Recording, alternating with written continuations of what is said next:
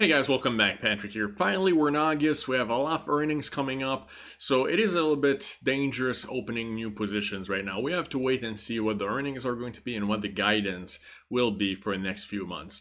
So in the meantime, I have been doing mostly option plays. And the cool thing about options is that you can do them pretty much anytime, right? There's a different option strategy for basically every scenario. So let me tell you a meme stock that I'm actually betting on. This was brought to me by a member in the Discord. I just asked on Friday, well, does anyone have something for me to look at? And they came up with this stock that has been talked about a lot on YouTube in the past year. So you'll see what I'm talking about. And I looked at it and I was like, all right, here's the support, here's the resistance. What can I do with this stock? So I came up with a bullish put spread before the earnings. So let me show you, and then hopefully you guys learn a little bit and you'll see what kind of strategies I've been working on.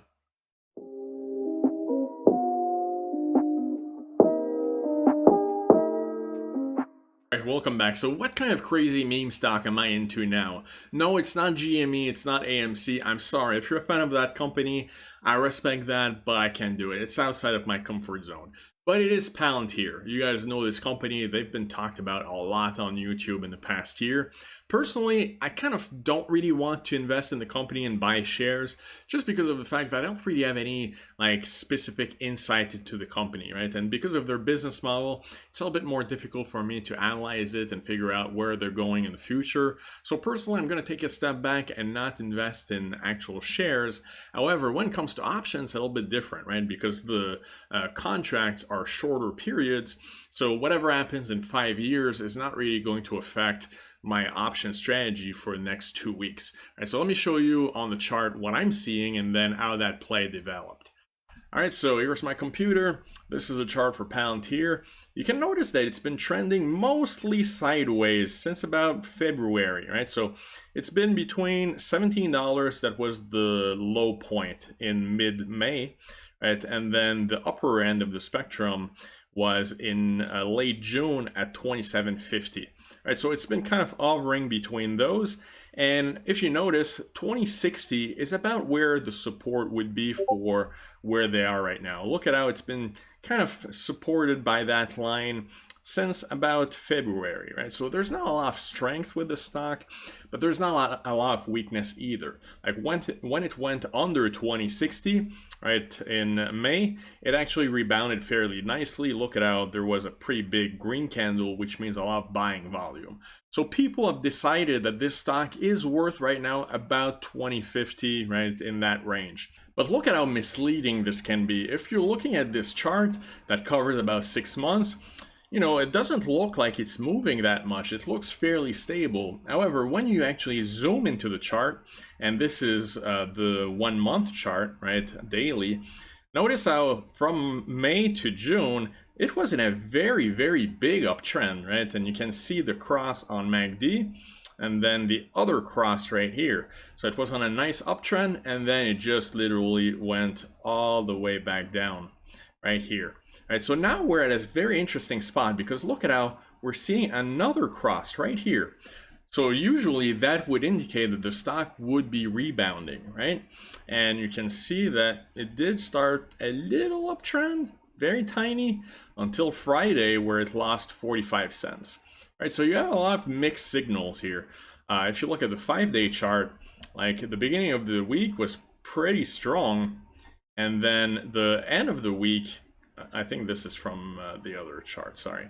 And then if you look at the end of the week, going straight down with very, very strong selling volume at the end of the day. All right, so why is all of this happening and what can I do with this? Well, right now, apparently people are freaking out because there's a lot of insider selling going into their earnings. So that tells people that the insiders of the company don't really trust it that much, right? They expect that maybe the future is going to be worse than where it's at now and the stock is overpriced. So it is a possibility, right? If you notice, there's been a lot of sales. This is an article from Seeking Alpha. There's been a lot of sales, a lot of it from the CEO, right? So they sold $222 million worth of shares. Well, that doesn't show a lot of confidence in the stock. And if you look at the actual analyst ratings on this company in the past month or two, look at how since May, it's been very, very negative, right? So this guy brought it from $40 to $28, so that's still above where we're at now. But these two guys from Royal Bank of Canada and Wolf Research brought it down to $20 price target. That means that there's not going to be a lot of support by Wall Street and institutions for this stock. They're not going to buy into it massively unless it drops a little bit more, right? So with all that said, personally, I looked at the charts, right? 5-day, 1 month, and then 6 months. Oh, wow, this looks a little funky. Sorry about that.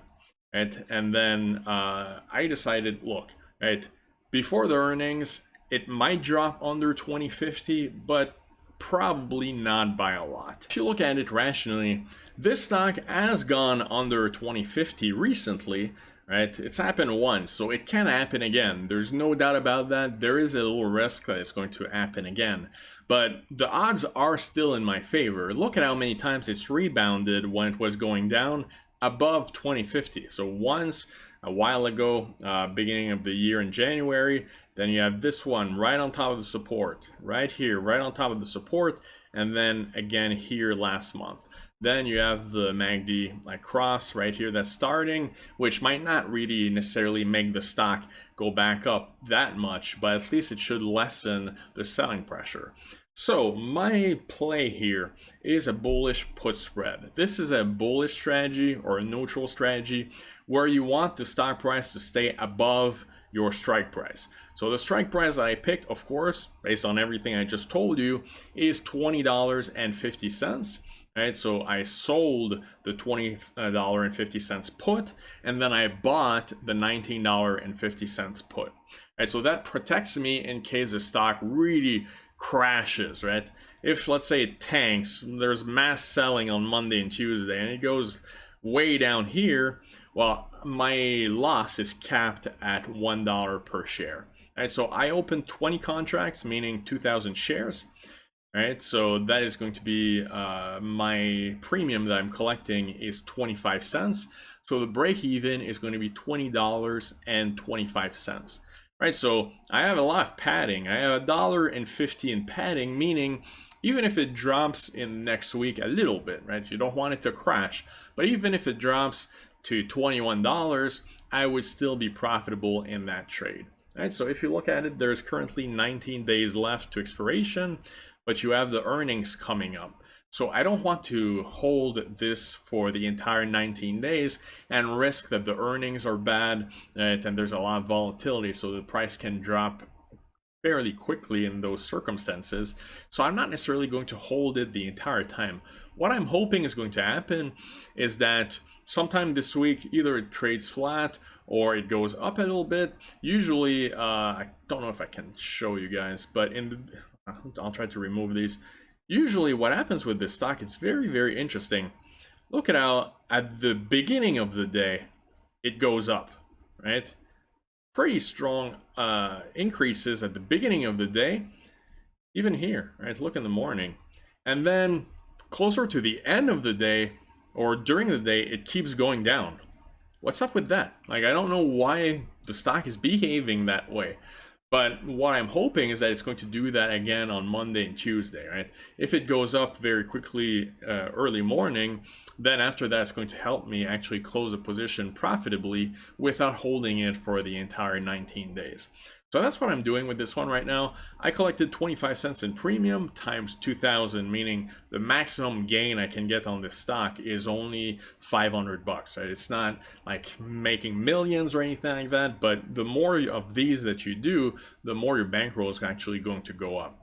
Currently from 25 cents, if you guys notice, I know it's a little bit tough to tell from these, but look at how this is what I collected, the difference between 59 cents and 34. And this is where they are at right now. And so right now they're at 28 cents difference. So currently I'm down 3 cents per share for those 2,000 shares. So not a big deal, right? It's just because on Friday it kept going down during the end of the day after I opened the position. But again, we'll see what happens this week. So if you guys want to learn a little bit more about options, this is what I've been doing a lot lately, more than buying shares.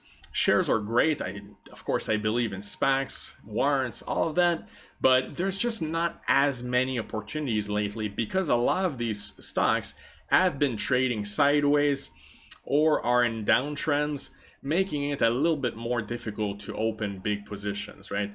A lot of us have already bought the dip and then some, so there's just not that much money left to buy the dip. We already opened our positions. I've been buying some play studios, and then I'm also doing a lot of options where if I'm doing spreads, the collateral required, because of only $1 per share, is a lot lower, so it helps me make more of these plays. All right, so if you want to learn a little bit more, you can check out the Patreon. It's a new month, and so you're going to have access to the entire month, all of the videos I'm posting, and every day I post a recap of the day, the different trades, and the explanations for these trades and what I'm looking for. All right, so I'll see you guys in the next video. Hopefully you have a successful week and you make a lot of money.